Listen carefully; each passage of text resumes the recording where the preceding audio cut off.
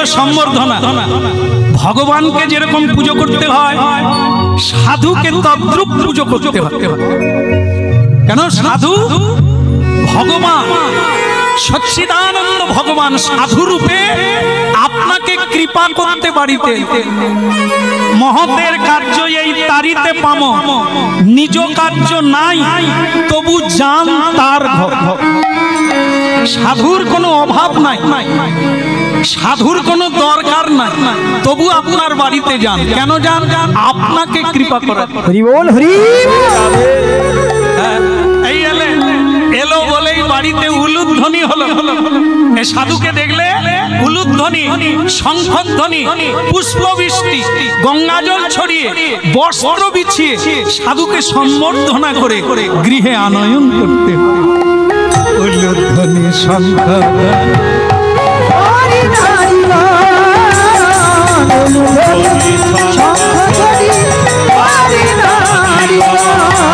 হরি হরি ধ্বনি করে যত ভক্তগণ,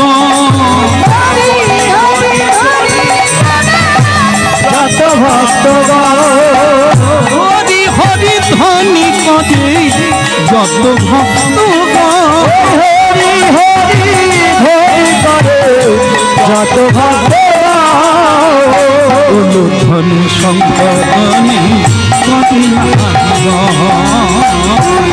ধ্বনি শঙ্খধ্বনি করে নারীগণ।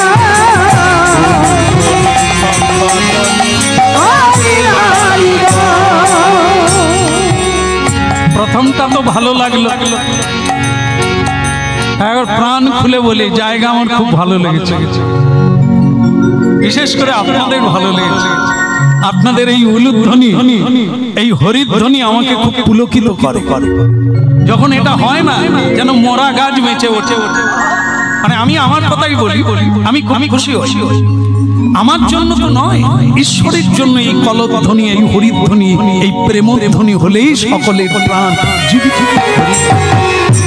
উলুধ্বনি শঙ্খধ্বনি করে নারীগণ।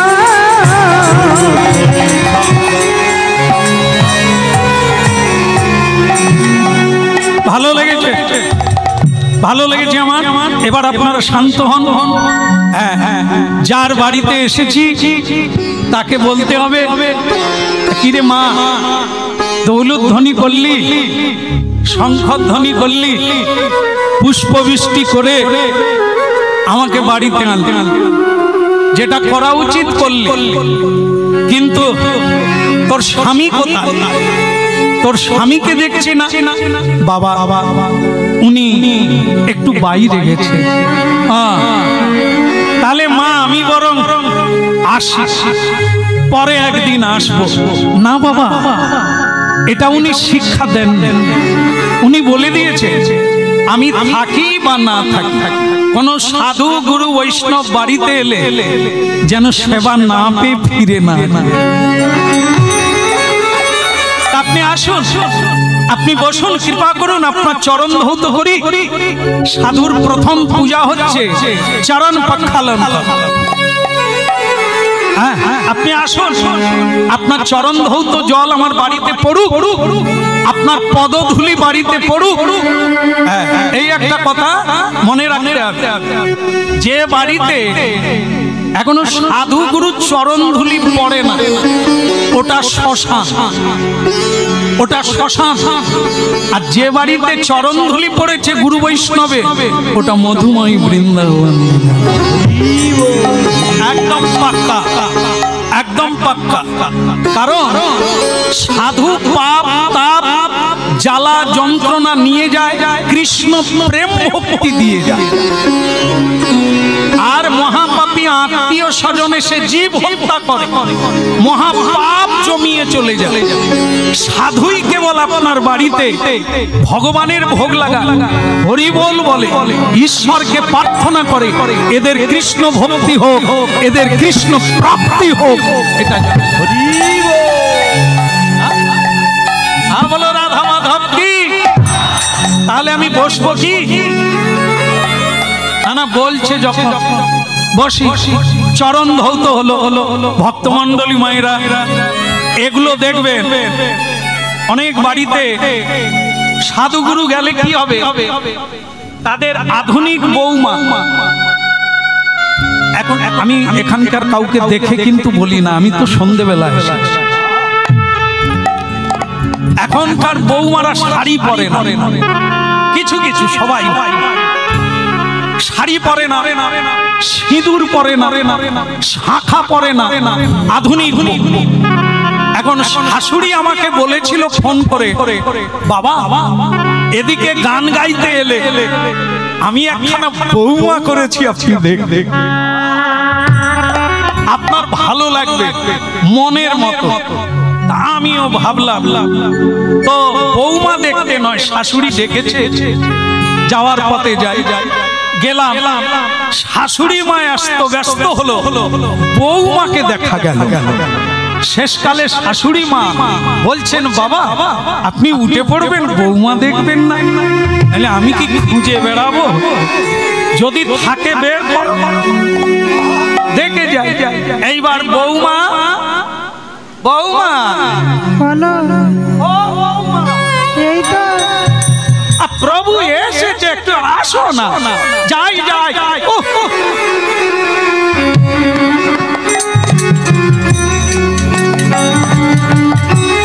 কি হয়েছে বলো, কি করতে হবে?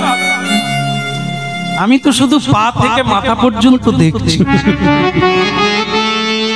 না শাখা আছে, না সিঁদুর আছে, না শাড়ি আছে, এ যেন ভয়ঙ্করী। কি চাই বলুন, কি করতে? বৌমাকে তখন শাশুড়ি মা কি করছে জানে? কি বলছে? মানে বললে তো অপমান হবে, এই জন্য। আর সে তো বর্তমানের বৌমা, সে বলে গুঁতো মারছেন মুখে। আপনি তো মুখে বলুন কি করতে হবে। হরি বাবা প্রণাম করো, সরি। বৌমা ওরকম না, মানে শাশুড়ি আবার তাকে। আমি তখন আবার কেন ঝগড়া লাগবে, মারপিট হবে, আমি বললাম কিছু মনে করবেন না, বৌমার সঙ্গে আমার আগে দেখা হয়েছিল, উনি শুয়ে প্রণাম করে, আর ঝামেলা করবেন না। এখন মাথা আঁচড়াতে দেন, উনি প্রণাম করেছে। শাশুড়ি মা বলে, তাহলে করেছে, আমি তো জানি কি করেছে, তবে দোষ তো তাদের নয়। বৌমাটা তো এমনি আসেনি, আনা হয়েছে। তা আপনি কোন বাগান থেকে ফুল আনবেন, এটা তো আপনার ব্যাপার।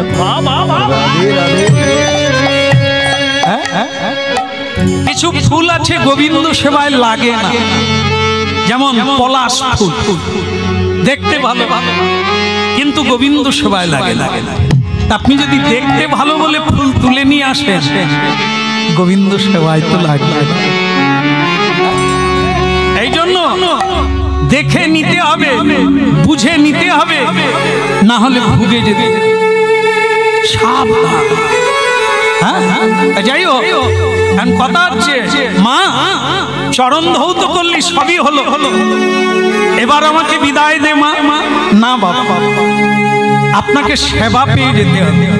সেবা দিলে স্বামী এখনো এলো না, সেবা দিয়ে চরণ তলে বসে পদ সেবা করছে। সাধু কাঁধে মাঝে মাঝে হাত দেয়, ঢেকে রেখেছে ওড়না, রক্ত বেয়ে চলে চলে।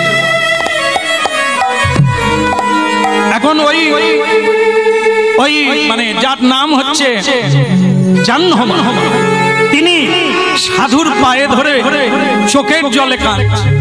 সাধু বললেন, মা আমি কিন্তু চলে যাব, তোমার সেবায় আমি খুব খুশি হয়েছি, বলো তুমি কি চাও? তুমি যা চাইবে তাই পাবে, বলো তুমি কি চাও? ভক্তমন্ডলী মায়েরা, একটা জিনিস সবসময় মাথায় রাখবেন, হরিনাম শুনছেন যেহেতু, এই দুটো জিনিস সবাই পারে। এখানে যতজন আছেন আমি পর্যন্ত আপনাদের চরণের দাস, এ ক্ষমতা নেই। কি বলুন তো, কাউকে আশীর্বাদ দিতে পারবো না, আবার কাউকে অভিশাপও দিতে পারবো না। এই দুটো জিনিস দুর্লভ। যিনি অভিশাপ দিতে পারেন উনি আশীর্বাদও করতে পারেন। হ্যাঁ, আর এই দুটো সংসারী জীব পারে। এই অনেকে বলেন না, কীর্তন শুনেই বোধহয় অনেকে শিখেছেন, আমাদের বলে শ্যামসুন্দর প্রভু অনলাইনে আপনার কীর্তন শুনে এটাই বুঝলাম আপনি কিন্তু একটা জিনিস এড়িয়ে যান। সেটা কি না, ভগবানকে, মানুষ তো ভগবান, মা বাবা এরাই তো ভগবান। না না, বল তাহলে আপনি ভগবান ভগবান করেন কেন? ভগবানকে ভোগ লাগাতে হবে, ভগবানকে পুজো করতে হবে, ভগবানকে শ্রদ্ধা করতে হবে, সাধুদের শ্রদ্ধা করতে হবে, আপনি মা বাবাকে শ্রদ্ধা করতে হবে, এটা বলেন না। আমি আপনার বলা শেষ হয়ে গেলে এবার আমি একটু চালু করব। আমি বললাম বাবা, আমি যাকে মা বলছি, আমি যাকে বাবা বলছি, তারও মা আছে, তারও।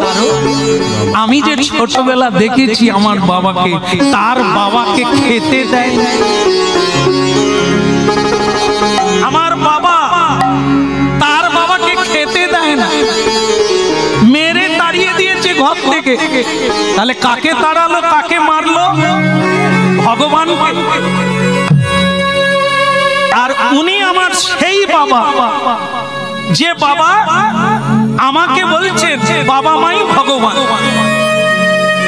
না না, ভাগবত পড়বে, এখনো গায়ে হাত বুলাবার কথা।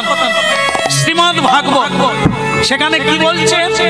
সেই বাবা বাবা নয়, সেই মা মা নয়, সেই গুরু গুরু নয়, সেই আত্মীয় আত্মীয় নয়, সেই বন্ধু বন্ধু নয়। তাহলে কে বাবা কে মা? যে মা যে বাবা সন্তানকে সত্যের পথ দেখায় না, ওই মা মা নয়, ওই বাবা বাবা। তার প্রমাণ কথা, তার প্রমাণ হচ্ছে ত্রেতা যুগে রাম লক্ষ্মণ ভরত, যখন রামচন্দ্র রাজা হবে, কইকেয়ী মা বর চেয়ে বসলো রাম বনে যাবে আর লক্ষ্মণ রাজা হবে।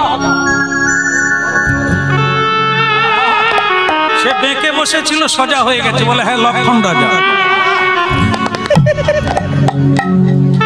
ছোট্টবেলার পরিচিতি তো, তাই ওর উপর ঝেড়ে দিল। যাই হোক, লক্ষণ নয়, ঠিকই বলছেন, যারা শুনে আছেন ভুল হবে। ভরত মামা বাড়ি নন্দীগ্রাম থেকে, মামা বাড়ি থেকে বাড়ি ফিরল। ঘটনা শুনে কইকেয়ী মা ভাবলেন ছেলে আমার খুশি হবে, তার জন্য সিংহাসন রেখেছি, রামকে শত্রুকে তাড়িয়ে দিয়েছি। কিন্তু ভরত হিতে বিপরীত হল। মাকে বলে দিলে 14 বৎসর তোমাকে আমি রাগ খুশি বলবো, মা বলবো না। নিতাই গৌর। কেন বললেন? ভরত বললেন মা তুমি মা হওয়ার যোগ্য নও। মা হলে ছেলের মঙ্গল কামনা করে। মঙ্গল কোনটা? রাজ্য না রাম? রাম রাম রাম হচ্ছে আরাম, রাম হচ্ছে প্রাণারাম, রাম হচ্ছে জীবন, রাম হচ্ছে আনন্দ, রাম হচ্ছে প্রেম, রাম হচ্ছে শান্তি, রাম হচ্ছে ঈশ্বর। তুমি আমার এমন একজন মা, সেই রামকে ঘরের ধন, ঘরের ভগবান, তাকে তুমি কি করলে? আর যে তার শত্রু, নারী হোক আর পুরুষ হোক, সকলের কাছে যেটা বিরোধী, যেটা কাঁটা, যেটা বিষ, তুমি সেটাই রাখলে ছেলের জন্য। সেটা কি? বিষয়, রাজ্য, ধন, সম্পদ, এগুলো তো বিষের সঙ্গে তুলনা করে চলেছে। সাধক জীবনে এগুলি কাঁটা। তুমি কেমন মা সেটাই রেখেছো ছেলের জন্য। তা তুমি তো মা নও, তাই তোমাকে মা বলা যাও যাও। এগুলো শুনতে হবে, তবে তো মা হতে পারবে, এই ভুলটা শুধরাতে পারবে। সেই বাবা বাবা নয়। শ্রীমদ্ ভাগবতে প্রমাণ আছে কাকে বাবা বলছিল না। কে বাবা বলে না, অথচ ভগবান পেয়েছেন তিনি। একদম প্রণাম প্রণাম প্রণাম। সাধু সন্তরা আছে, ভাগবত জানে। প্রহ্লাদ মহারাজ হিরণ্যকশিপুকে বাবা বলে ধরে না। কেন? বাবা কৃষ্ণ বিরোধী, কৃষ্ণ মানে না, ভগবান মানে না, নিজেকে ভগবান। এই জন্য প্রহ্লাদ মহারাজ বাবাকে মানে না, তিনি কৃষ্ণ নাম করেছিলেন। ভগবান হিরণ্যকশিপুর তার বাবাকে হত্যা করে প্রহ্লাদকে কোলে নিয়েছিলেন। তাহলে ওই বাবা বাবা নয় যে কৃষ্ণ বিরোধী হয়ে। রাধে রাধে। তবে মারাত্মক কথা শুনে রাখবেন, যে বাবা মা কৃষ্ণ ভক্ত তাদেরকে যেন ত্যাগ করে বৃন্দাবনে না যায়। কারণ এই কৃষ্ণ ভক্ত বাবা মা এ অনেক ভাগ্য থাকলে তবে কৃষ্ণ ভক্তিমতী মা পাওয়া যায়। এই মা বাবাকে ত্যাগ করা যাবে, তাহলে তোমার বৃন্দাবনে গিয়েও কোনো কাজ হবে। সেই মা বাবাকে ত্যাগ করা যায় যারা কৃষ্ণ বিরোধী, যারা সন্তানকে কৃষ্ণ ভজন থেকে সরিয়ে আনে। ওরা মা নয়, ওরা বাবা নয়, ওরা বিরোধী, ওরা অসুর কুলে। রাধা কৃষ্ণ প্রাণ যুগল কৃষ্ণ, রাধা কৃষ্ণ প্রাণ যুগল কিশোর। রাধা কৃষ্ণ প্রাণ যুগল কিশোর। ওই রাধা কৃষ্ণ প্রাণ যুগল কিশোর। জীবনে মরণিয়া, জীবনে জীবনে মরণিয়া গতি নাহি রাধা কৃষ্ণ প্রাণ যুগল কিশোর। ওই না জীবনে মরণে আর, জীবনে মরণে আর গতি নাহি রাধা কৃষ্ণ প্রাণ যুগল কিশোর। কালিন্দির কুলে গেলি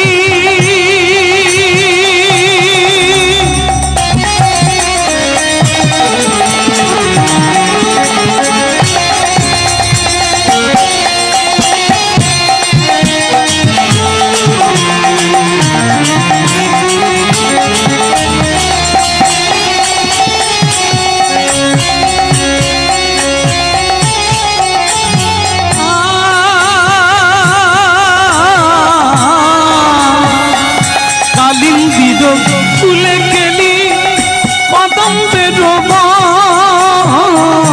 কালে বেরো ফুলে গেলি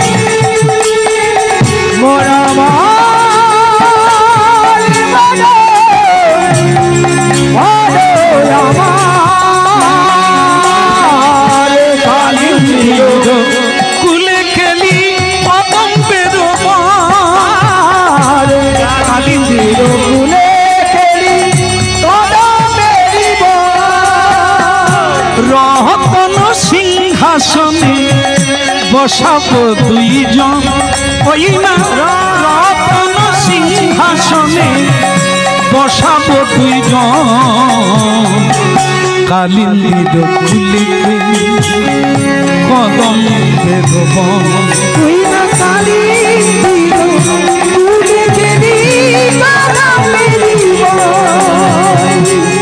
বলো রাধে রাধে। তাও গান করলে হবে না, তুই বড় মায়াবী মেয়ে, তা গান গাইতে গাইতে রাত কেটে যাবে, যেটা হচ্ছিল সেটা হয়ে যাবে। তুই আমাকে সেবা দিয়ে বড় সন্তুষ্ট করেছিস মা, বলতে কি চাই? আমার মায়েরা যারা আছেন, আমরা যেখানেই হরিনামে যাই, সেবার দায়িত্ব পড়ে কাদের উপরে? কাদের উপরে? আমার মায়েদের উপরে। কি ভাগ্য আপনাদের, যে পায় সেই ধন্য, যে পায় না তার জীবন অকারণ গেল। সেবা, কিন্তু সেবাটা শিখতে হবে। যারা সেবা করে তাদেরটা দেখতে হবে, তাদের কাছে জানতে হবে সেবা। কারণ কুন্তী মা কুমারী বেলা দুর্বাসা ঋষির সেবা করে কি পেলে? 5টা ছেলে পেল দেবতা। যে কোনো দেবতাকে চাইলে সে সঙ্গে সঙ্গে পেয়ে যাবে। কি করে পেল? সেবা করে। দুর্বাসার সেবা করলো, দুর্বাসা ঋষি তাকে বর দিল, তুই কি চাস আমার কাছে? আমি সন্তুষ্ট। এই যে জায়গাটা, এটা যে নারী হওয়া, যদি সাধুকে সন্তুষ্ট করতে পেরেছো তাহলে তোমাকে আর ধরে রাজার রাজা মেনে যাবে, দেবদূর্ল জীবন হয়ে যাবে। তাই ভক্তমণ্ডলী মায়েরা এই সন্তুষ্ট করার কৌশলটা জানতে, সেটা হচ্ছে সেবায় সন্তুষ্ট করা। কুন্তী মা তাই পেয়েছিল। আজ এই মাতাজিকে বলল, তুমি যা চাইবে, কি চাইতে পারে, কিন্তু এই জায়গায় একটা দুঃখের কারণ আছে। আমরা সকলেই ওই রকমই দুর্বলের জায়গায়। সেটা হলো আমরা এরকম সুযোগ পাই, কিন্তু আমরা জ্ঞানের অভাবে, বোঝার অভাবে ভুল চেয়ে বসি। এই যে জায়গাটা, সাধু বলছেন যা চাইবে তাই পাবে, কিন্তু এই যে যা চাইবে তাই পাবে, এই চাওয়ার জায়গাটা তো কঠিন। হ্যাঁ, চাওয়া যেমন পাওয়া, চাওয়া যেমন। এখন অনেক মায়েরা হাতে ধরে কাঁদে, আমার ছেলেটা যে এমন হবে বুঝতে পারছি। কি কষ্ট করে লেখাপড়া শিখালাম, কলেজে একা ঢুকলো, 2জন হয়ে বেরিয়ে। এখানে বোধহয় সেরকম হয়, ভগবান করুক যেন না হয়। ও চলছে, তাহলে হরিনাম শুনুন, মন দিয়ে শুনুন। তাহলে কি ঢুকলো, সেই মেয়েটার হাত ধরে শ্বশুর বাড়িতে চলে গেল। শ্বশুরকে বাবা বলে, শাশুড়িকে মা বলে, আমরা পর হয়ে গেল। বলো তো বাবা, কি কলিযুগের দশা? আমি মা কিছু মনে করবে, দোষ ওদের নয়, ওদের জন্মটা কে দিয়েছে? ওদের গোড়াটা কোথা? আপনি তো, আর আপনার স্বামী তো। মনে করুন, আপনারা যখন কুমারী ছিলেন, আপনার স্বামী যখন বিয়ে করে না, তখন আপনাদের কি মানসিকতা ছিল? ছাগল ছাগল, কুকুর কুকুরি। রাস্তায় দেখেন না, এদের লজ্জা নেই, এরা কোনো আড়াল জায়গায়, নির্জন জায়গায় যায় না, যেখানে সেখানে। আপনি নিজেকে দিয়ে মনে করুন, আপনি যখন কাম মানে জর্জরিত ছিলেন, আপনার কোনো জ্ঞান ছিল? সেই অজ্ঞানতায় কামে জর্জরিত হয়ে পরস্পর মিলিত হয়েছে, যা কাম ভাব নিয়ে মিলন হয়েছে। সন্তানটা কিভাবে হবে? দেবতা। মাথায় রাখবেন, যেমন ভাব তেমন লাভ। আপনি কিভাবে মিলন হয়েছিল, মিলনের সময়টা মনে করুন। দুর্বৃত্ত সময় জ্ঞান নাই। সন্ধেবেলা কি দিনের বেলা কি ভজনের বেলা আপনার জ্ঞান ছিল না। আর এই সময়গুলো যারা মিলন হয় এ অসুর ঢুকে তাদের পেটে। ভাগবত শ্রীমদ্ ভাগবত তার বাইরে যাচ্ছি না। আপনাদের কল্যাণের জন্য এগুলিকে উস্কে দেওয়া, একটু খুঁচিয়ে দেওয়া, একটু মনে করিয়ে দেওয়া, যাতে আর ভুল না হয় মানব কল্যাণ। রাধে রাধে গোবিন্দ গোবিন্দ রাধে রাধে রাধে গোবিন্দ গোবিন্দ রাধে রাধে রাধে গোবিন্দ গোবিন্দ রাধে রাধে রাধে গোবিন্দ গোবিন্দ রাধে গোবিন্দ রাধে গোপাল রাধে গোবিন্দ রাধে গোপাল রাধে গোবিন্দ রাধে গোপাল রাধে গোবিন্দ রাধে গোপাল রাধে রাধে রাধে গোবিন্দ গোবিন্দ রাধে রাধে রাধে গোবিন্দ গোবিন্দ রাধে রাধে রাধে গোবিন্দ গোবিন্দ রাধে রাধে গোবিন্দ রাধে গোপাল রাধে গোবিন্দ রাধে গোপাল রাধে গোবিন্দ রাধে গোপাল রাধে গোবিন্দ রাধে গোপাল রাধে।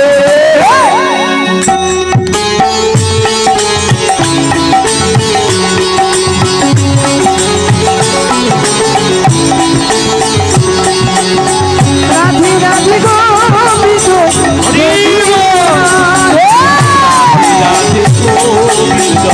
গোবিন্দ রাধে রাধে গোবিন্দ রাধে শ্রী রাধা মাধব কি গিরধারী লাল কি। ওদিকের হলো কি দেরি করিস না মা, কি চাইবি চেয়ে নে, আমি চলে যাব। একটা পুত্র আমার দাও হে প্রভু তোমার সেবার তরে। একটা পুত্র আমার দাও হে প্রভু এই জায়গাটা কত বড় ভুল হয়ে গেল জানে। সাধু বৈষ্ণবকে প্রণাম করার মন্ত্র কি বাবা, কি বলে প্রণাম করি আমরা? বাঞ্ছা কল্প তরুভৎস কৃপা সিন্ধু ভয়ে এবচ পতিতানাং পাবনেভ্যো বৈষ্ণবেভ্যো। একটু মন দিয়ে শুনে নেন কি সাধুকে প্রণাম মন্ত্র কি? পতিতানাং পাবনেভ্যো। পতিত জীবকে যিনি ভব সমুদ্র থেকে পার করে দিতে পারে সেই পরম বৈষ্ণবকে আমি পুনঃ পুনঃ প্রণাম। আর আমরা সাধু তাকে প্রণাম করে কি চাই? বাতের ব্যথাটা যেন কমে যায় বাবা, বৌমাটা যেন ভালো হয়, ছেলের যেন পরীক্ষাটা ভালো হয়। আমরা সাধুকে পেয়ে কি চাই? সর্বনাশের মাথায় পা। এই জন্য হরিনাম শুনতে হবে, না হলে ভুল করে করে ভুল প্রাপ্ত হয়ে যাবে। যেমন দেখেন আপনারা শুনে থাকবেন অনেকে, একটা কাহিনী আছে না, এক ব্রাহ্মণ নারায়ণ শালগ্রামের পুজো করে অনেক দিন ধরে। একদিন ভগবান মানে খুশি হয়ে সেই ব্রাহ্মণকে বলল, ব্রাহ্মণ আমি তোমাকে 3টে বর দেব, বলো তুমি কি কি নেবে। সে ব্রাহ্মণ বলে আমার মাথায় ঢোকে না, কি চাইবো? তার চাইতে স্ত্রীর সঙ্গে আলোচনা করি, কালকে বলবো।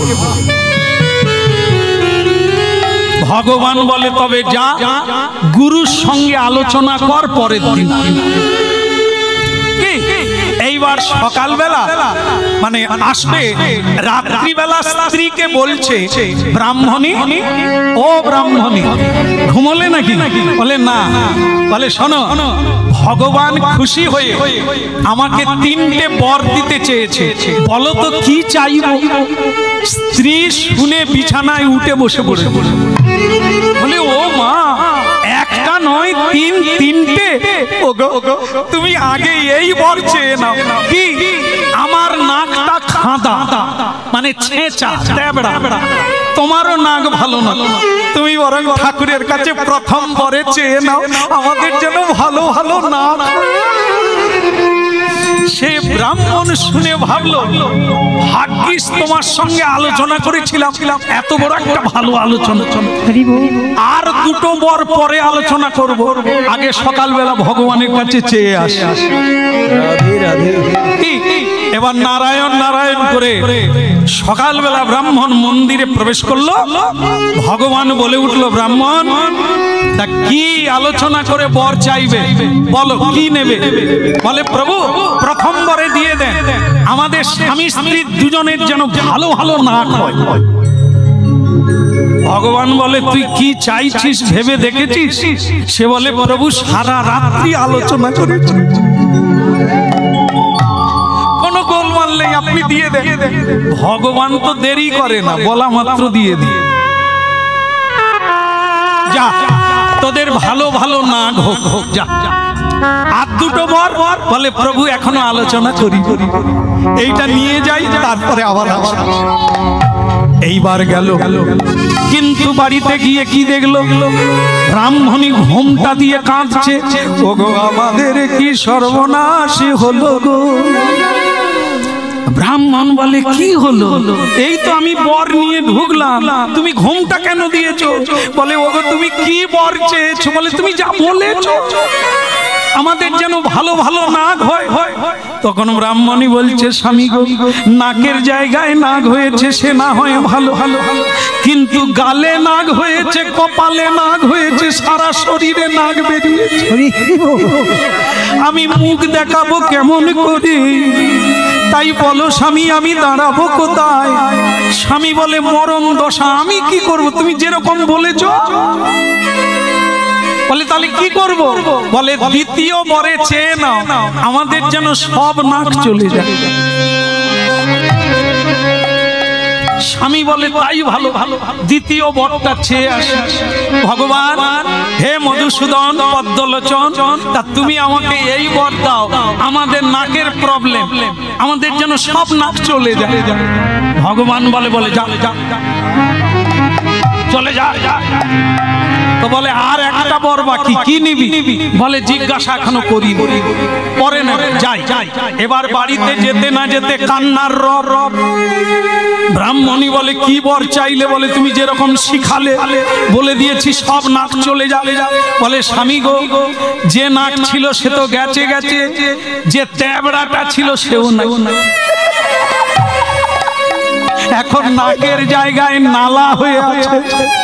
ওগো আমি কি করব বলো? বলে, তুমি মুশকিলে পড়লাম, তুমি যেরকম বলো সেরকম বলি। তাহলে এখন কি করব? বলে, তুমি ঠাকুরকে বলো 3 নম্বর বরে যেরকম ছিল সেরকম।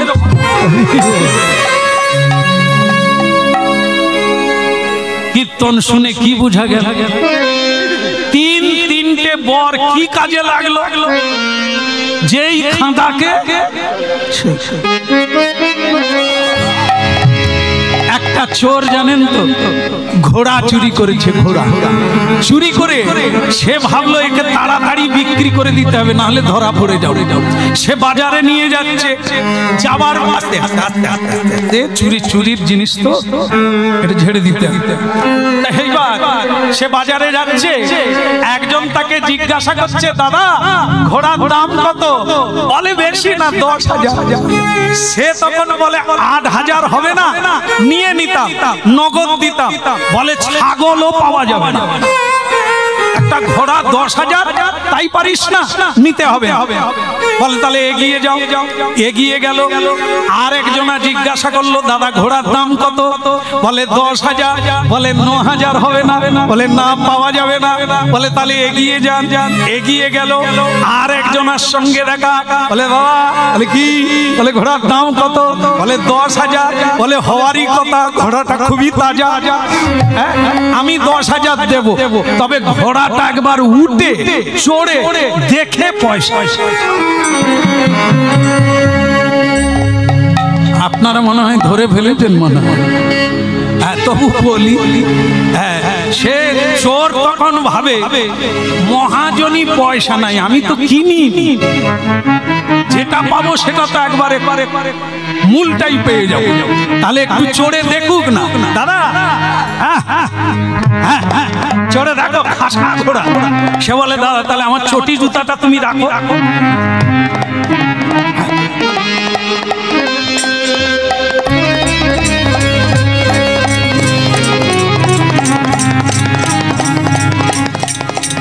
যে ঘোড়া বিক্রি করলো সে খালি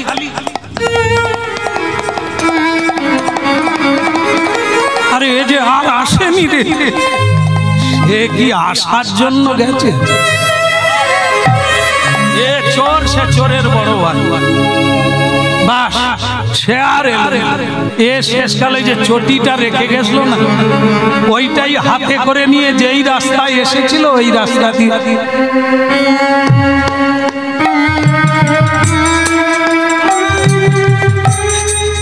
যারা 8,000 বলেছিল, 9,000 বলেছিল, তারা এখনো রাস্তায় আছে। তারা বলে দাদা তাহলে শেষ পর্যন্ত ঘোড়া কতই গেল? এ কি করে বলবে যে চুরির মাল চুরি?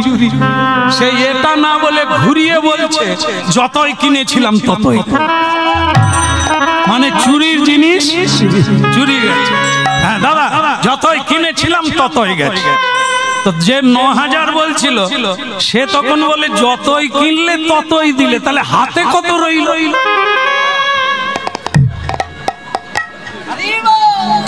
ওই যে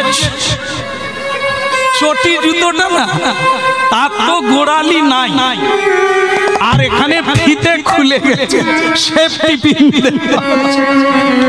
ওইটা তুলে বলছে দাদা এইটুকু হাতে আছে। তাহলে কি বুঝলাম?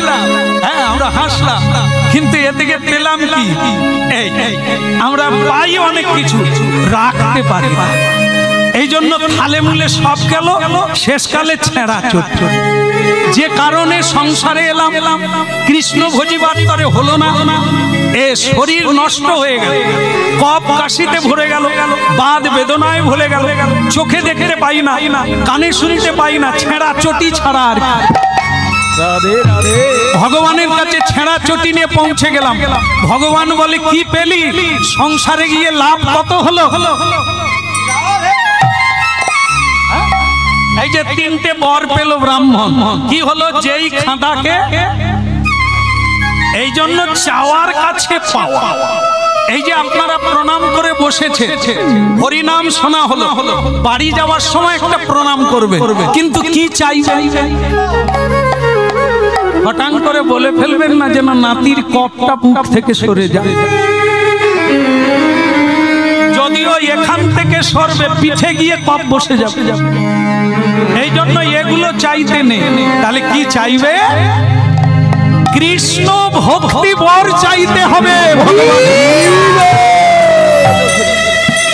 বৈষ্ণবের কাছে ভক্তি চাইতে হবে, সংসারের কোনো বস্তু নয়।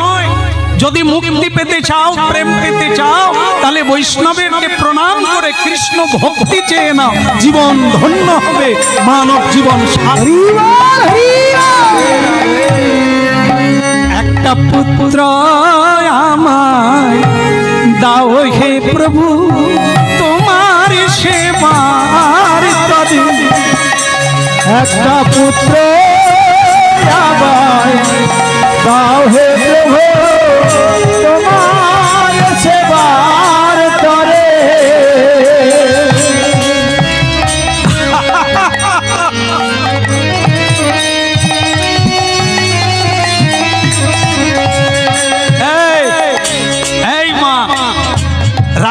শুনলাম তুই নাকি ভক্তিমতী, কি চাইলি তুই আমার কাছে? আমি কি ছেলের গোডাউন? কার্তিক পুজো কর, ছেলে পাবি। দুর্গা পূজা কর, রূপসী হবি। গণেশ পূজা কর, সিদ্ধি পাবি। সরস্বতী পূজা কর, বিদ্যা পাবি। লক্ষ্মী পূজা কর, সম্পদ পাবি। কিন্তু কৃষ্ণ পূজা করে কি চাই? না ধনং না জনং না কবিতা সুন্দরী, জগদীশ কাময়ী মম জন্ম জন্ম নিঃস্বরে ভবতাদ ভক্তির অহুই। ভুলে গেলি মা? যাক যাক, তোর পুত্র দরকার না? হ্যাঁ বাবা, যেন যেন আপনার মতো পুত্র। আরে সর্বনাশ করলি রে মা। চাইলি চাইলি আমার মতো। কত জন্ম জন্ম চোখের জলে কেঁদে গোবিন্দকে ডেকে এই পথে নামলাম। এই জন্য বলে সংসারীর ঘরে ঢুকতে না। দিলি তো, বিগড়ে দিলি, আমার রাস্তাটা বন্ধ করে দিলি। আমার মতো ছেলে আমি কি ঝোলায় রেখে দিয়েছি তোকে বের করে দিয়ে দেব? এখন তুই যে চাইলি, আমাদের ধর্মে আছে, আমাদের নীতিতে আছে, চাইলে না বলতেন। এখন তোকে কি দেব মা? যা যা, আমি নিজেই তোর ছেলে হয়ে আসব।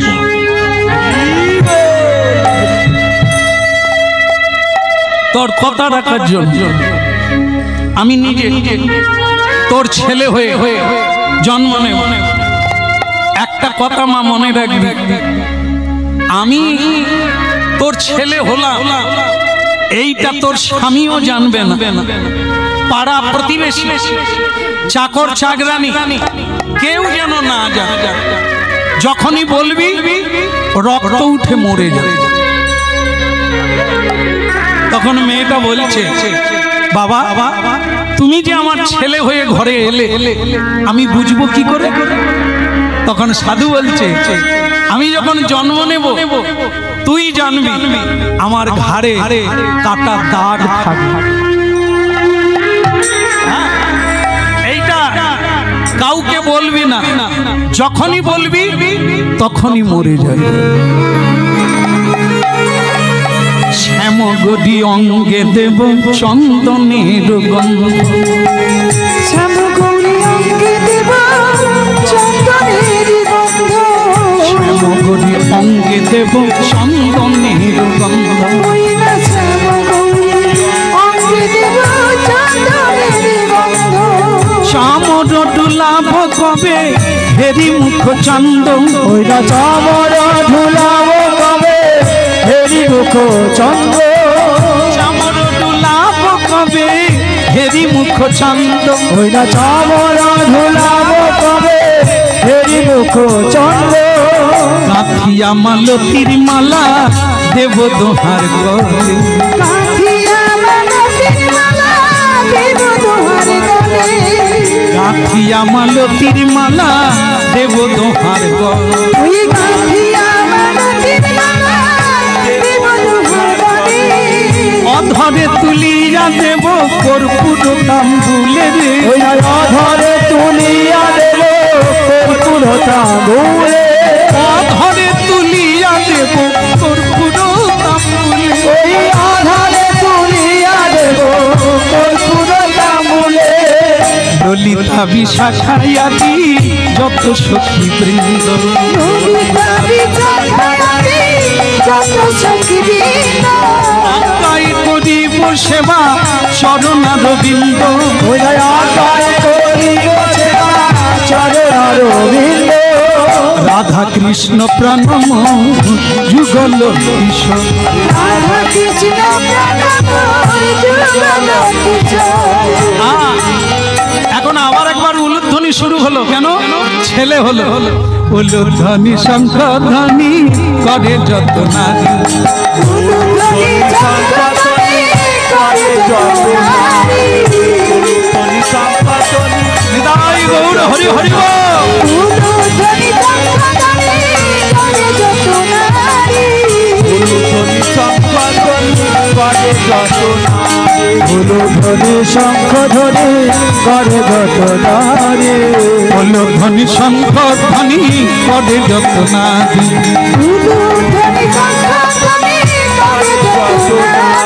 হরি হরি ধ্বনি করে ভক্ত মণ্ডলী রে হরি হরি ধ্বনি করে ভক্ত মণ্ডলী হরি হরি ধ্বনি করে ভক্ত মণ্ডলী রে হরি হরি ধ্বনি করে ভক্ত মণ্ডলী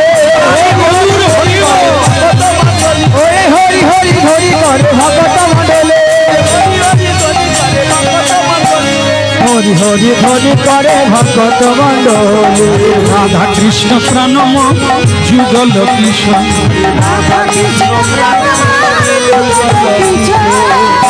বাল গোপাল কি ছেলে হলো ভক্তমন্ডলী মায়েরা ছেলে হলো লোকে লোকারণ্য বৃদ্ধ বয়সে ছেলে হলো হ্যাঁ লোকে দেখতে এলো কিন্তু একটা জিনিস হলো কি ছেলেটার এইখানে কিসের দাগ ওই যে দাগ এটা কিন্তু বলতে নিষেধ আছে কিন্তু ওই সাধু জন্ম নিল ছেলে হয়ে তার এইখানে দাগ থেকে যারাই দেখে বিশেষ করে কারা আলোচনা করে আমি বললে দাগে দাগে আপনার পাড়ায় ওরকম হয় বোধ ও সব পাড়ায় মায়েরা এটা নিয়ে একটু মাতামাতি করে কি বলছে ও দিদি পাউডার মা ওই যে পুরুষোত্তম দাসের যে ছেলে হলো একটা জিনিস দেখেছো বলে কি ছেলেটা সব ভালো ভগবান জানে কোন জন্মে কারে রান্নাঘরে ঢুকেছিল বোধহয় খুন্তি মেরে মানে যার যেরকম ধারণা কেউ বলে বোধহয় চুরি করেছিল তাই মেরেছে এই জন্য দাগ হয়ে আছে যার যেরকম মনে হচ্ছে সেরকম বলছে কিন্তু আসল ঘটনা কি একদিন সেই মানে পুরুষোত্তম দাসের পত্নী যার নাম জাহ্নবা আপনারা জানেন তাই জিজ্ঞাসা করছি আরেকজন মায়ের নাম জাহ্নবা কে নিত্যানন্দ প্রভুর পত্নীর নাম জাহ্নবা আবার একটা কি জিনিস দেখুন এনারও নাম জাহ্নবা ওনারও নাম জাহ্নবা এই দুজনের মধ্যে আবার বাল্য বন্ধু এই জাহ্নবায় বন্ধুত্ব আছে সে কথা আসবে আরেকটু পরে এখন যেটা হচ্ছে সেটা শুনে বলো রাধা মাধব কি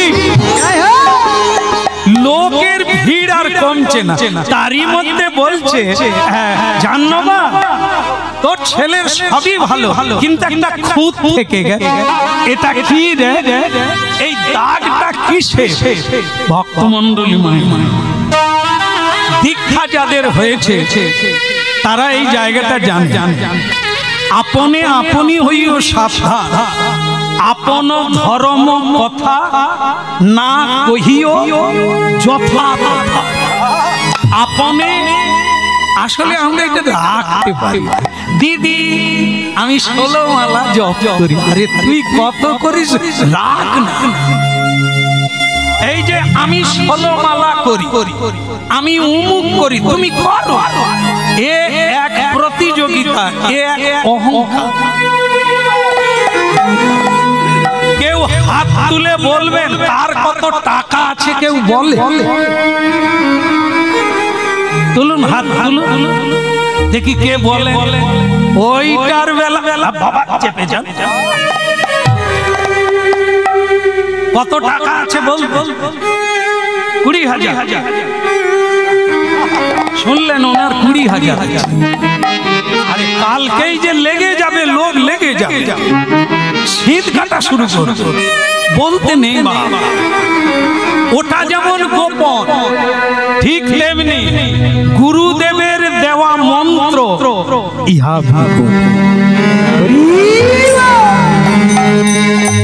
বলেছ তো খুইয়েছ মন্ত্র থাকবে প্রাণ থাকবে প্রাণহীন মন্ত্র ও জপ করলেও কোনো কাজে আসে। এই জন্য কাউকে বলতে নেই। সাধু যে উপদেশ দেন ওটা কাউকে বলবেন না।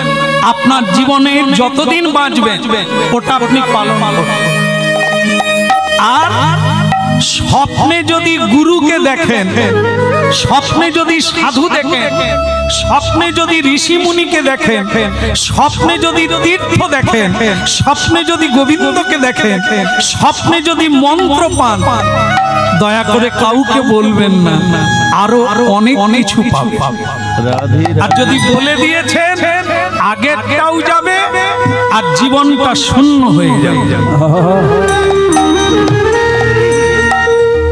এই জন্য এই হরিনাম গুরু নাম অত্যন্ত গোপন। যত গোপনে রাখবেন তত বৃদ্ধি পাবে। আর যত বাজার খুলে দেবেন, ঝাঁপ তুলে দেবেন, এই বললে কা সাধু, কথা কা পটল। কেমন কথা পটল? কথা পটল জানেন? পটল মানে কথা পটল হলো, কিন্তু খাওয়া শুধু বাক্যেই থেকে যাবে, ফল হবে। এই জন্য কিছু কিছু কথা এগুলি গোপন রাখতে হবে, কেউ পাশের লোক জানবে না, বলা উচিত না। এই মেয়েটা কি করলো দেখো, জাহ্নবী দেবী ভুলে গেছে সেই সাধুর কথা, বলে ফেললো, দিদি গো এ যে কেউ নয়, এ এক মহান সাধু আমার বাড়িতে এসেছিলেন, তিনি কৃপা করে আমার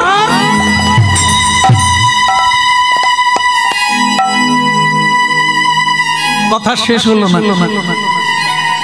রক্ত বমি হতে শুরু করল।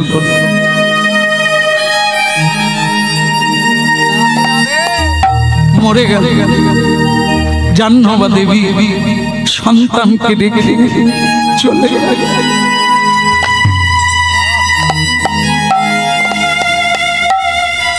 বিধিরে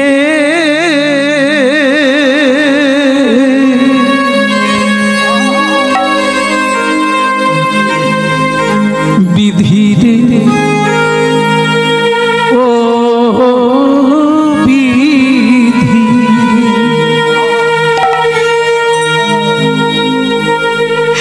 এই কি তোমার লীলা বিধি, এই কি তোমার খেলা, এই কি তোমার লীলা বিধি,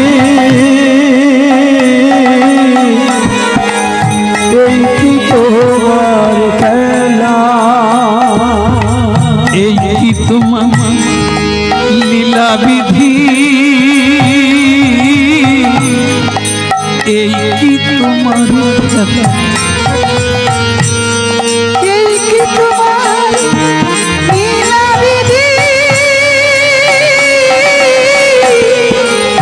এই কি তোমার খেলা,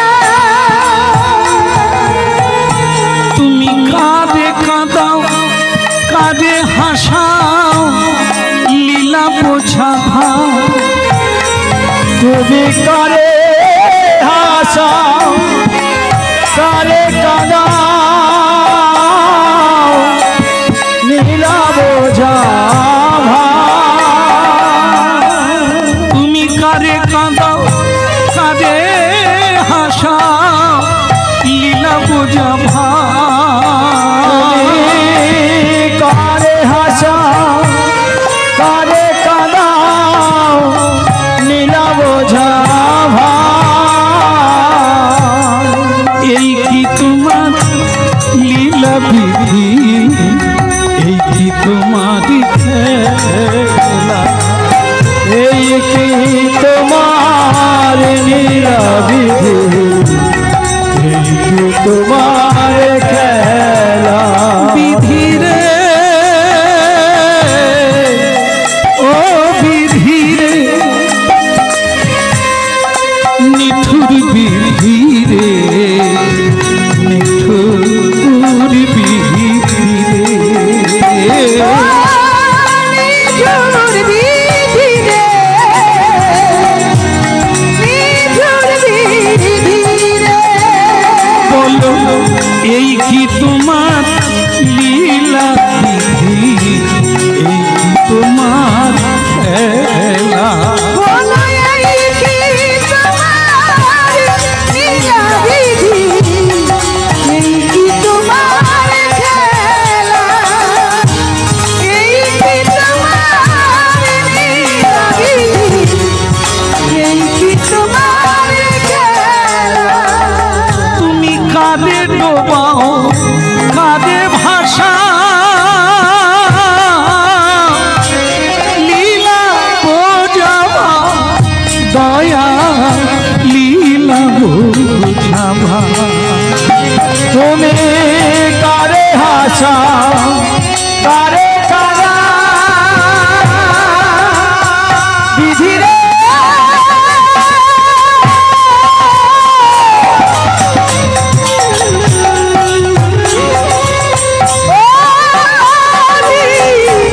বিধি রে,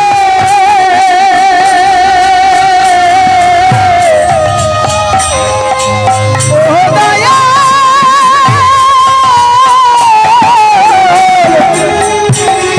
বিধি রে,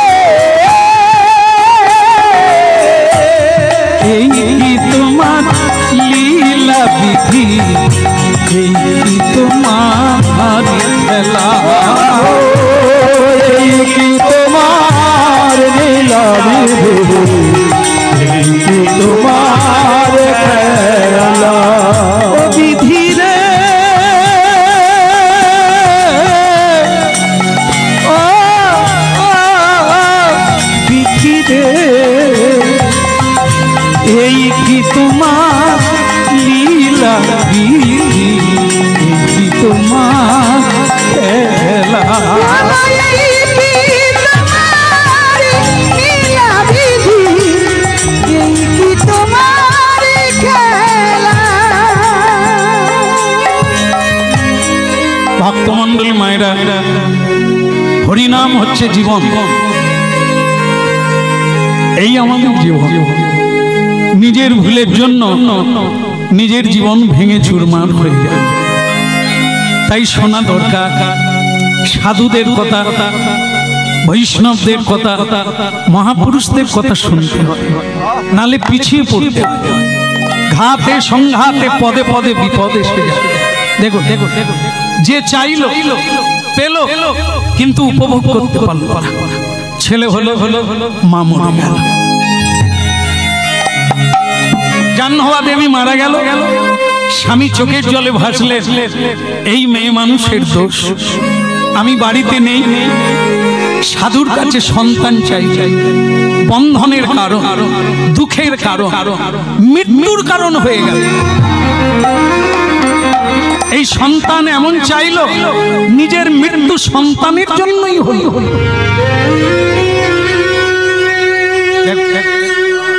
পরীক্ষিত মহারাজ নিজের মৃত্যু নিজে ডেকে আনলো একটা ভুলের জন্য। কি খিদে সকলেরই লাগে, তাহলে জ্ঞান শূন্য হলে হবে না। রাগ সকলেরই আছে, যেখানে সেখানে ঝাড়লে হবে। যে যত সংযত করতে পারে সে তত বড় হতে পারে, তার দম তত বেড়ে যাবে। পরীক্ষিত মহারাজ রাগ করে ঋষির গলায় সাপের মালা দিয়ে দিল। যাদের গলায় ফুলের মালা দিতে হয়, ভক্তির মালা দিতে হয়, সেখানে সাপের মালা দিয়ে দিল। শুকনো সাপ তীরের ডগা দিয়ে তার গলায় পরিয়ে দিল। বাস, আয়ু শেষ হয়ে 7 দিনে ঠেকল।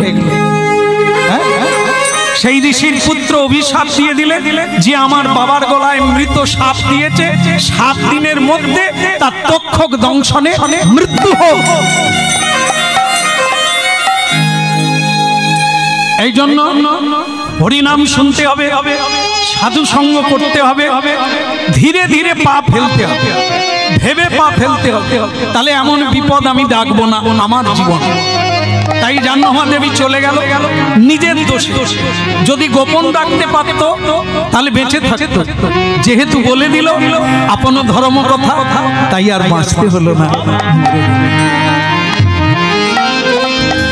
তাই পুরুষোত্তম দাস বলছে, মন দিয়ে কীর্তন শোনো, ভাগবত পাঠ করুন, গীতা পড়ুন, জীবন বদলে যাবে।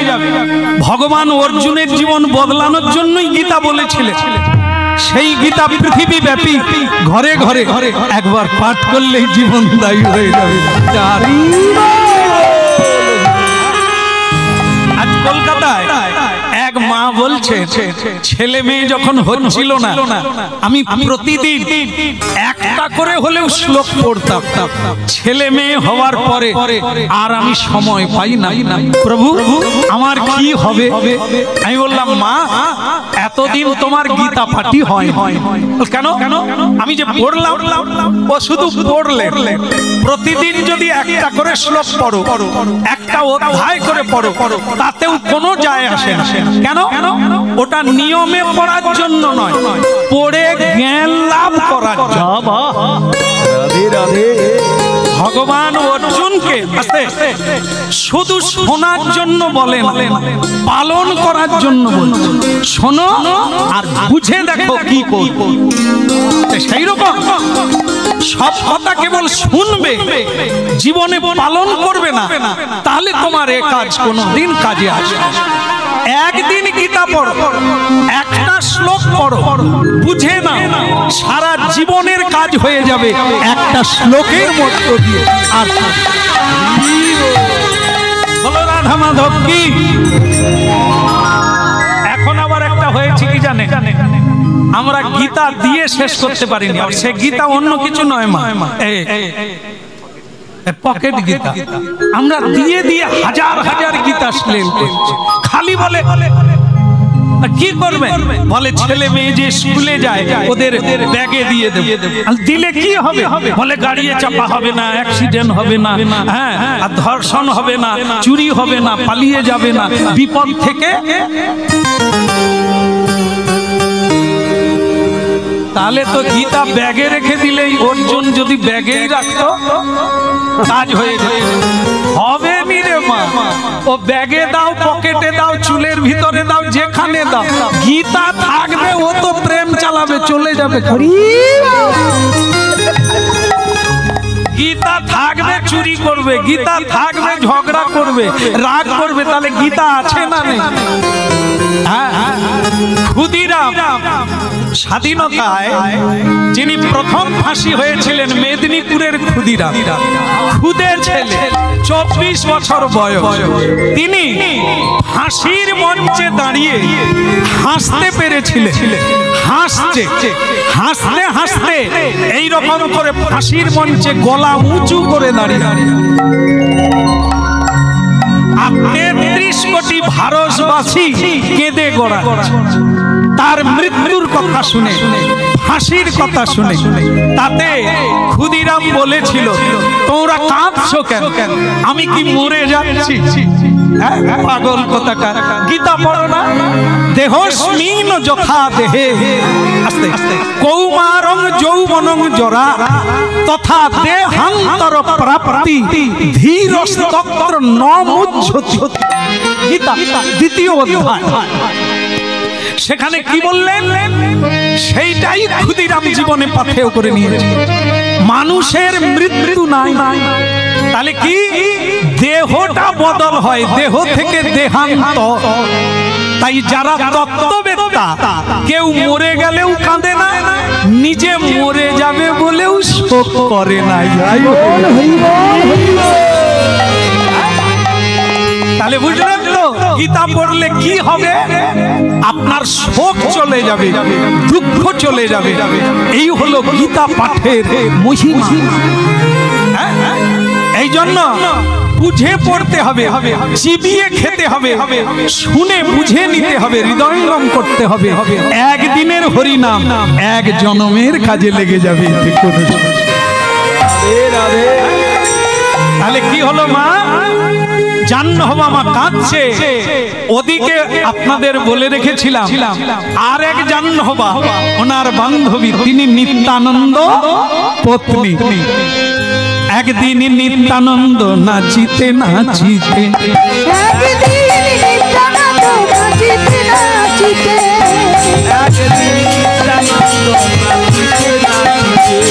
একদিন নিত্যানন্দ নাচিতে নাচিতে ওই একদিন নিত্যানন্দ নাচিতে নাচিতে বল হরি হরি হরি বলে আইলা সেইখানে হরি হরি হরি বলে আইলো সেইখানে হরি হরি হরি বলে আইলা সেইখানে হরি হরি হরি বলে আইলা সেইখানে একদিন নিত্যানন্দ নাচিতে নাচিতে একদিন নিত্যানন্দ নাচিতে নাচিতে একদিন নিত্যানন্দ নাচিতে নাচিতে ওই একদিন নিত্যানন্দ নাচিতে নাচিতে বল হরি হরি হরি বলি আইলা সেইখানে হরি হরি হরি বলে আইলা সেইখানে হরি হরি হরি বলে আইলা সেইখানে হরি হরি হরি বলে আইলো সেইখানে হরি হরি হরি বলে আইলো সেইখানে হরি হরি হরি বলে আইলা সেইখানে এত বলি নিত্যানন্দ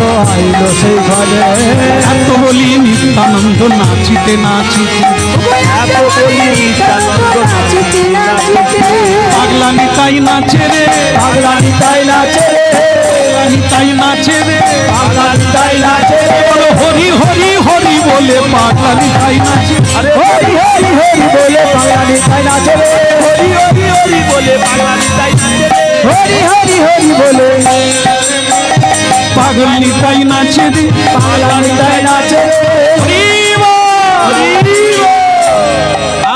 আচ্ছা কি হয়েছে বলুন তো এখানে কি হয়েছে এত কান্নাকাটি কিসে হ্যাঁ? সকলেই বলছে এই জন্য এনাকে পাগল বল একজনের মারা গেছে লোকে কান্নাকাটি করছে নিতাই সেখানে এসে নাচানাচি হরি বল হরি বল হরি বল হরি বল হরি বল হরি বল হরি বল হরি বল করোনায়ার গন্ধ গো হরি বল হরি বল হরি বল হরি বল বাহু তুলে সবে বল হরি বল হরি বল বাহু তুলে সবে হরি বল হরি বল বাহু তুলে সবে হরি বল হরি বল বাহু তুলে সবে বলে হরি বল হরি বল হরি বল চাঁদ বদনী সবাই মিলে হরি বল হরি বল সবাই মিলে হরি বল হরি বল বন্ধ করো হরি বল বন্ধ করো বলে কেন এখানে মারা গেছে তাই সকলে কাঁদছে আর আপনি হরি বল বলে ধেই ধেই করে নাচছে এই জন্য লোকে আপনাকে পাগল বলবো হ্যাঁ আমি একা পাগল আর তোমরা কি ভালো লোক যারা হরিবল বলে না তারাই ভালো লোক আর যারা হরিবল বলে তারা কি তারা পাগল পাগল হচ্ছে তারা যারা হরিবল বলে তারা পাগল নয় তারা হচ্ছে যথার্থ সুস্থ হরিবল বলাটাই মনুষ্য ধর্ম আর হরিবল না বলাটা বিধর্ম অধর্ম ওরা পাগল বিষয়ের পাগল তাই হরিবল বলতে পারে আচ্ছা যা কাঁদছো কেন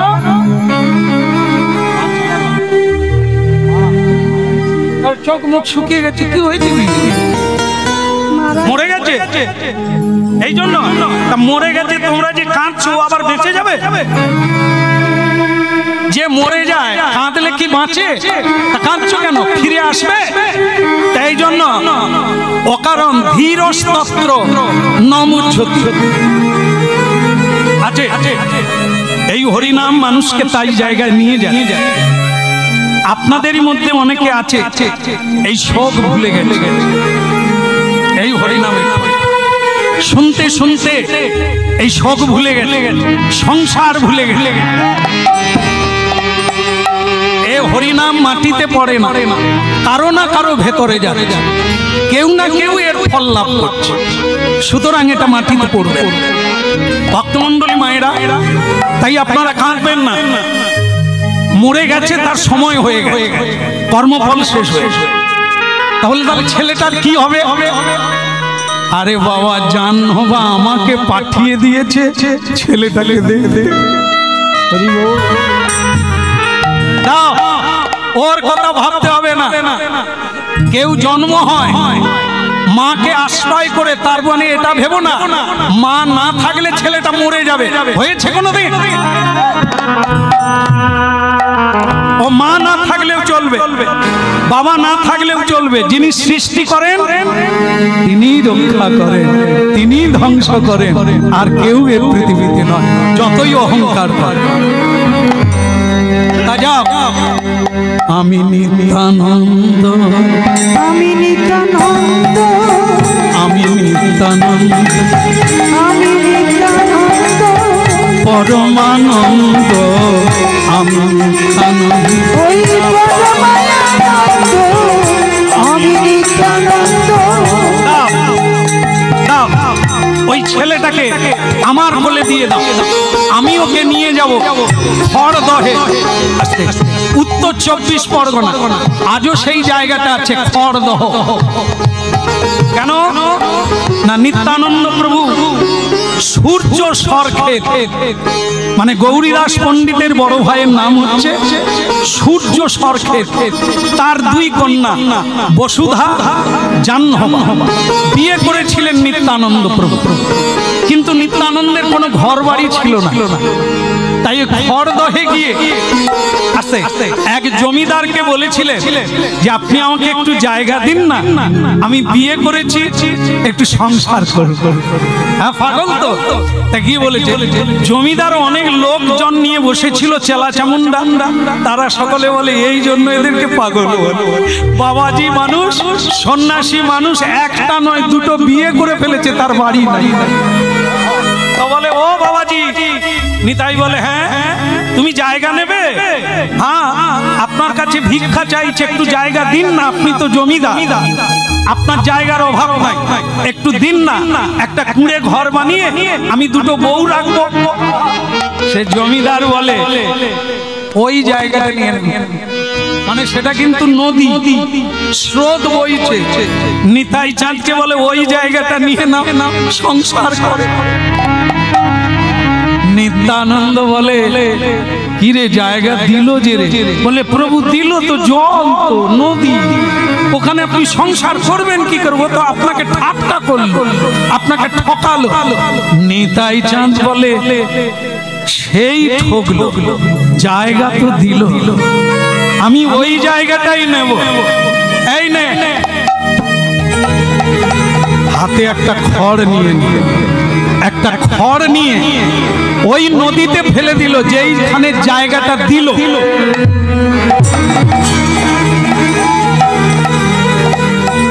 যেই ফেলে দিল, সেই জায়গাটা চরে পরিণত হলো, জায়গায় ভূমিতে পরিণত হলো সেই জায়গা।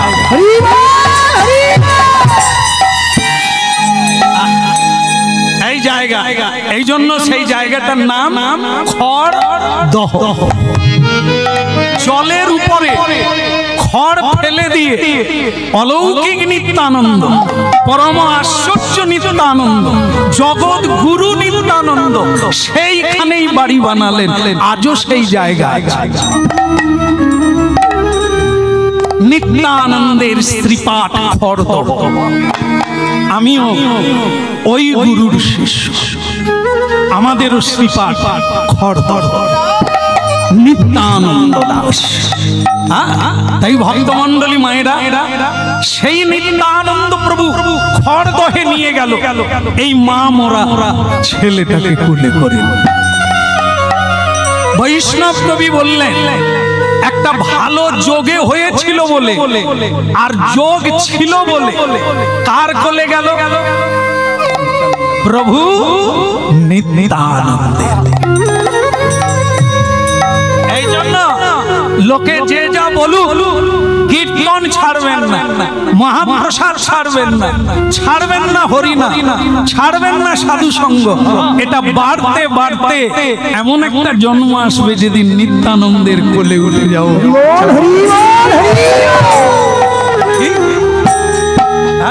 এই জন্য অক্রোধ পরমানন্দ নিত্যানন্দ না, অক্রোধ পরমানন্দ নিত্যানন্দ না, অক্রোধ পরমানন্দ নিত্যানন্দ না, অক্রোধ পরমানন্দ নিত্যানন্দ না।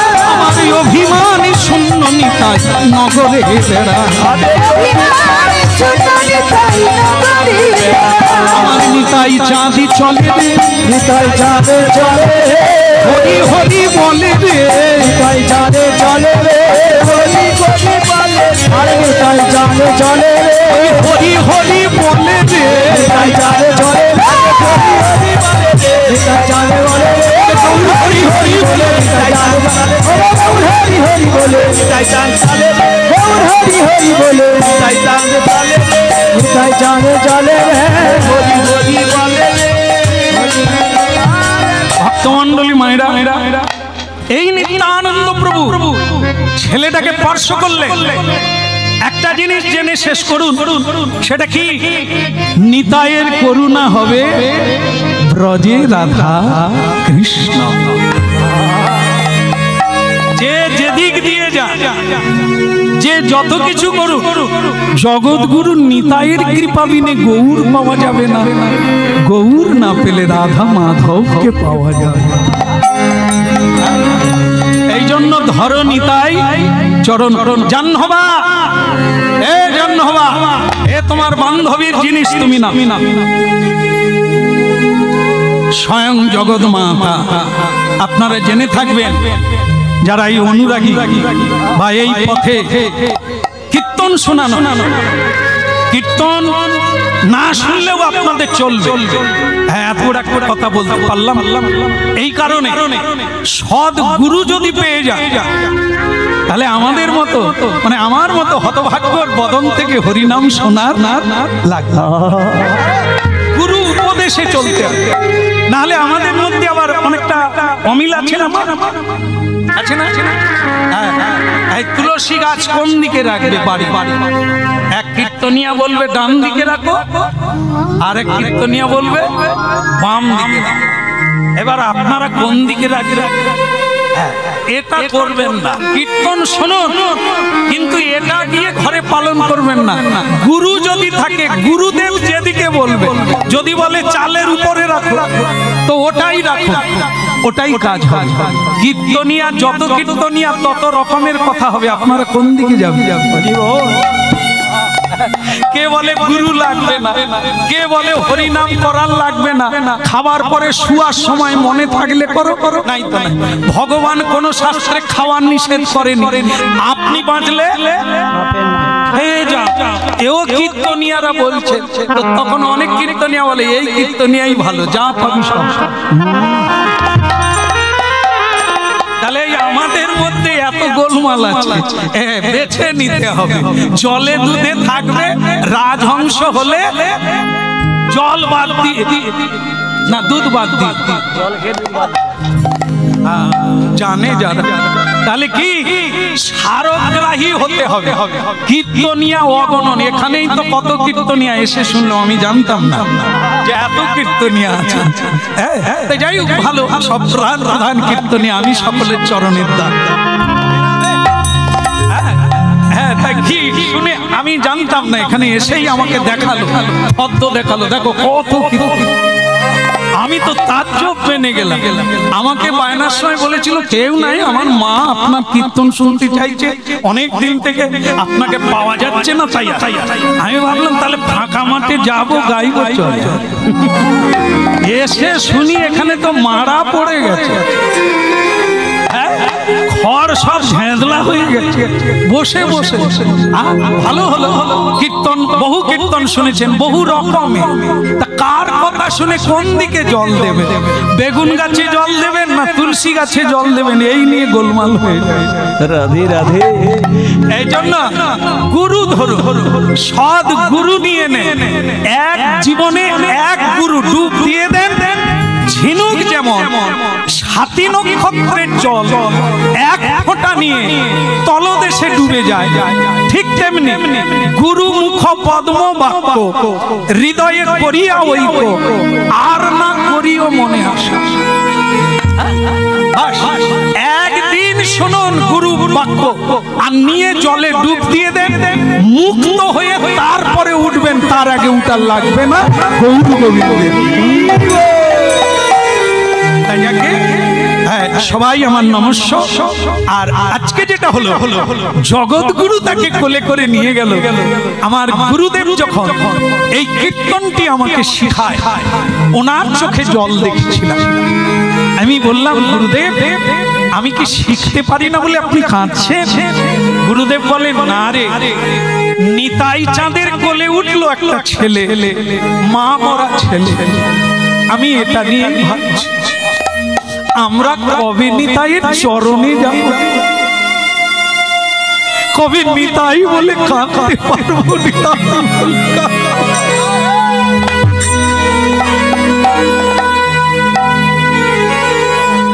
আমার ভাগ্যে হলো না রে শ্যাম, আমার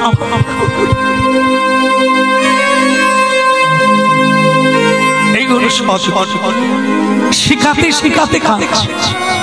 আমি তখন কিছু বুঝি না। এই ভক্তির কথা এই প্রেমের কথা আমার হৃদয়ে লাগে, কিন্তু আমার গুরুদেবকে দেখে আমি বুঝেছিলাম এর মধ্যে কিছু লুকিয়ে আছে। যাই হোক শুনে থাকবে, জাহ্নবা দেবী দীক্ষা দিতে আশ্রয় দিতে জগৎ উদ্ধারের জন্য নিতাই চাঁদের আদেশ পেয়েছিলেন।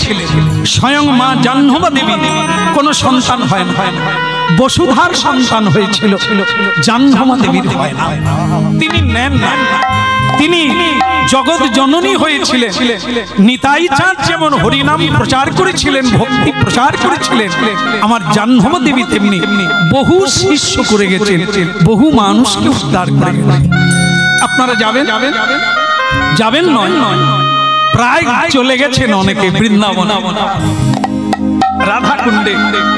যদি কোনোদিন যান তাহলে সেখানে জাহ্নবা দেবীকে খুঁজে পাবেন। এই কানুকে, এই যে ছেলেটা এর নাম রাখলো কানু, কানুরা। কেন রাখলো না, জাহ্নবা দেবী দেখলেন এর মধ্যে কৃষ্ণের গুণ আছে, ভগবান কৃষ্ণের গুণ আছে, তাই এর নাম রাখলো কানু। কানু মানে কৃষ্ণ রাখলো। এই কানু যখন 12 বৎসর বয়স, তখন জাহ্নবা দেবী কানুকে নিয়ে বৃন্দাবনে গেলেন। কানুকে নিয়ে বৃন্দাবনে গেলেন। বৃন্দাবনে গিয়ে এখনো যে জায়গাতে গেলে আপনার চোখে জল আসবে, যেখানে রঘুনাথ দাস গোস্বামীর সমাধি, যেখানে অখণ্ড হরিনাম চলছে, সেই জায়গায় গেলে আপনারও চোখে জল আসবে। সেখানে গোপীনাথ দাঁড়িয়ে আছে, ওই গোপীনাথের সঙ্গে লীন হয়ে গেছে জাহ্নবা দেবী, লীন হয়ে গেছে। সেখানে ভক্ত হরিনাম গাইছে, বসে বসে কাঁদছে। দেখলে আপনার চোখে জল আসে। ভক্তি কি জিনিস! সেই জাহ্নবা দেবী গোপীনাথের সঙ্গে লীন হয়ে গেলে বেচারা কানু একা হয়ে গেল। এ তখন বৃন্দাবনে কৃষ্ণের মতো নর্তন শুরু করল। সকলে মনে করলো কৃষ্ণ আবার বৃন্দাবনে এসেছে। সুন্দর লালা নন্দ দুলালা নাচো শ্রী বৃন্দাবন মে। সুন্দর লালা নন্দ দুলালা নাচো শ্রী বৃন্দাবন মে। সুন্দর লালা নন্দ দুলালা নাচো শ্রী বৃন্দাবন মে। সুন্দর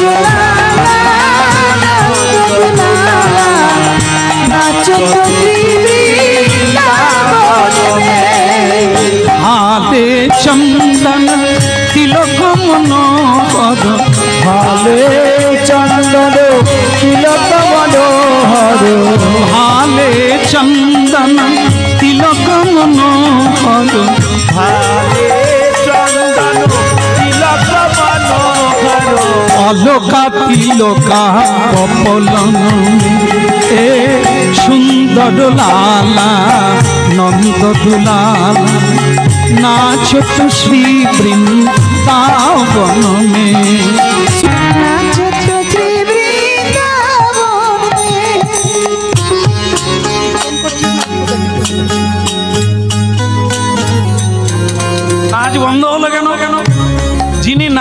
ছিলেন তার পায়ে নূপুর ছিল, একটা নূপুর নাই।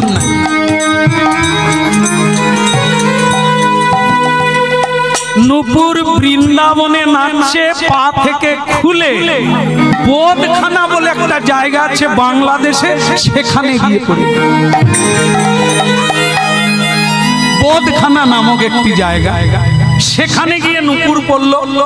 সেখানে গেল কানুরাম দাস, সেখানে গিয়ে সেখানে শ্রীপাদ তৈরি হল। সেখান থেকে এই কানুরাম কি করলেন, আমাদের মেদিনীপুরে গেলেন।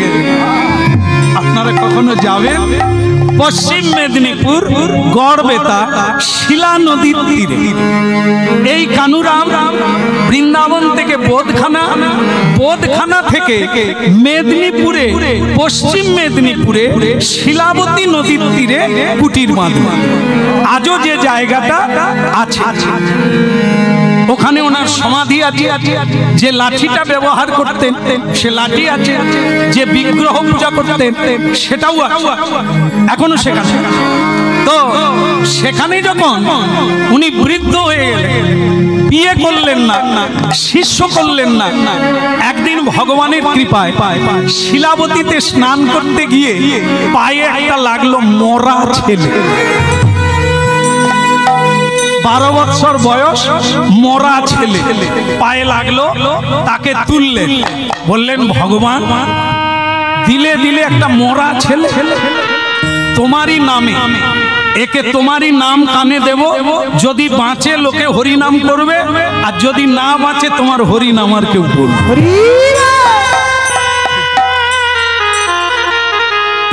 ওই হরি নাম সেই শিশুটার কানে দিল, মরা ছেলেটার। হরে কৃষ্ণ হরে কৃষ্ণ কৃষ্ণ কৃষ্ণ কৃষ্ণ কৃষ্ণ কৃষ্ণ হরে হরে হরে রাম হরে রাম রাম রাম হরে হরে হরে হরে।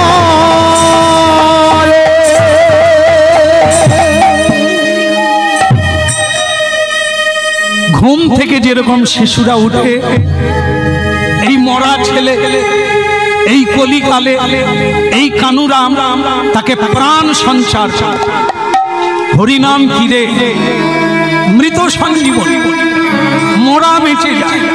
এই হরিনামের মহিমা বেঁচে গেছে। লোকে লোকারণ্য, দলে দলে মানুষ দীক্ষা নিতে লাগলো, দলে দলে মানুষ হরিপ্রেমে বিভোর হলো। যে নামে মরা বাঁচে, যে নামে সুস্থ থাকে, যে নামে আনন্দ দান করে, সেই হরি নাম আমরা সবাই হরি হরি।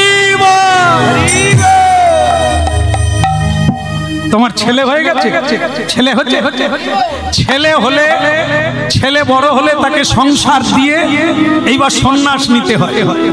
তাই সাধু কানু ঠাকুর কি করলেন, ওই ছেলেটার উপরে মন্দিরের ভাত দিয়ে উনি দেহান্ত হলেন। কিভাবে দেহান্ত হলো দেখো, রাস পূর্ণিমার দিন দেহান্ত, সামনে রাস পূর্ণিমা, এই পূর্ণিমার দিন দেহান্ত হলো। কিভাবে না, উনি যখন গেলেন, মারা গেলেন, কেউ জানতে পারলো না, এখানে দেহ রইল, উনি বৃন্দাবনে ঘুরে বেড়াচ্ছে। ওই জায়গার একজনকে দেখা হলো, তাকে বলল আসার সময় আমি গোয়ালার কাছে দুগ্ধ খেয়েছি, আমার রামকে বলো তো পয়সা মিটিয়ে দেবে। হরি বল হরি বল হরি। রাম মানে যে মরা ছেলেটা বাঁচলো তার নাম রাম। গুরুদেব বলল আমার রামকে বলো তো পয়সাটা মিটিয়ে দেবে। সে গোয়ালা বাড়িতে আছে, সেই লোকটি ফিরে এসে বলল রাম তোমার গুরুদেবের সঙ্গে আমার বৃন্দাবনে দেখা হলো, সে গোয়ালার কাছে দুগ্ধ খেয়েছে, তোমাকে পয়সা দিতে বলেছে। কি বলছে না, কোথায় দেখা হলো? বৃন্দাবন। তিনি তো মারা গেছে। হ্যাঁ কি বলিস, তিনি তো কয়েকদিন আগে মারা গেছে, আপনার সঙ্গে বৃন্দাবনে দেখা হলো। আরে তিনি যে আমাকে লাঠি দিলেন, যেটাই তিনি ধরে বৃন্দাবনে গিয়েছিলেন, সেই লাঠিটা আমাকে দিল, এটা রামকে দেবে রাখার জন্য। এই আমি লাঠি এনেছি, সেই লাঠি আজও মন্দিরে আছে। এই হলো কানুরাম ঠাকুর, যিনি মরা বাঁচিয়ে দিলেন, যিনি মরে গিয়েও আজও বেঁচে আছে। তিনি বলে দিয়েছে আমার রামকে বলবে আমি সব সময় নামের মধ্যে আছি, সব সময় ওইখানে থাকবো। যারা আমার কাছে আসবে, যারা হরি নাম নেবে, আমি কৃষ্ণকে বলে তাদের কৃপা পাই।